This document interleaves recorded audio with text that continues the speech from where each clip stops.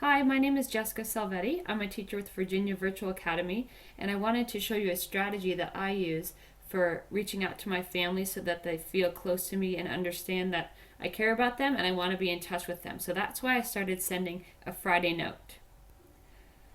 I started sending this the first week of school, and I send it Thursday evening, so it's the first thing they see in their K-mail on Friday morning.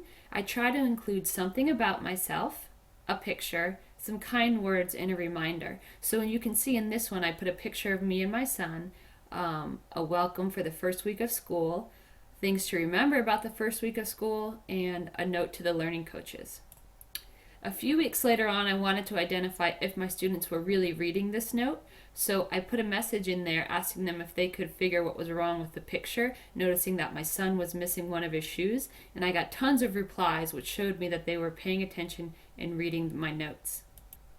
I also use this to remind my students of Class Connect sessions and what links to use, my office hours, and activities that are going around in their area that they can attend. And also I try to include parent training that, like you could see in this one, it's how to submit your work samples.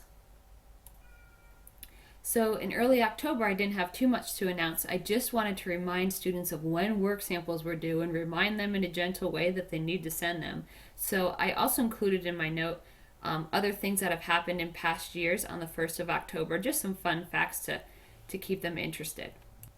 In mid-October, I wanted to remind them of the last day of quarters, when they could expect their progress report, and another outing that we had happening on the 20th. I also wanted to remind them that I would be taking a personal day on Friday, and that they could expect some pictures when I returned.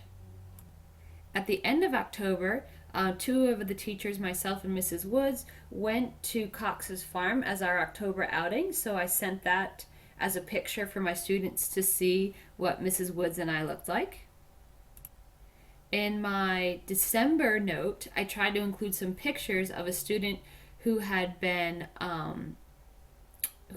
working on her gingerbread house to display, and so I think the students really liked this. The students whose work this was really liked it, but my other students enjoyed seeing it as well.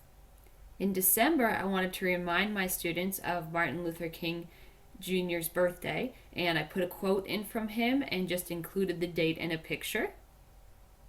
In my most recent addition to this is putting in all our outings in a chart form so they can know the date, time. I also put the teacher's name who will be attending usually, and we also started adding our expected progress for the week so students can know where they need to be for percentages and for attendance. I hope that you have enjoyed this and learned a little bit on how to keep your students engaged and feeling like they're a part of a classroom.